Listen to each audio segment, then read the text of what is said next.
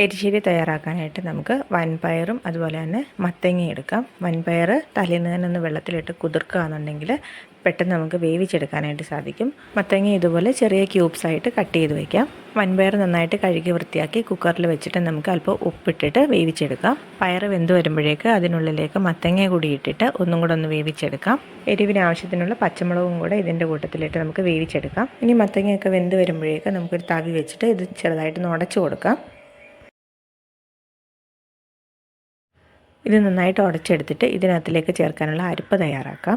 അതിനായിട്ട് തേങ്ങ, മഞ്ഞൾപ്പൊടി, ജീരകപ്പൊടി, 1-2 അല്ലി വെളുത്തുള്ളി, നമുക്കിനിയും മുളക് ആവശ്യമുണ്ടെങ്കിൽ പച്ചമുളകും കൂടെ ചേർത്തിട്ട് നന്നായിട്ട് ഇത് അരച്ചെടുക്കാം.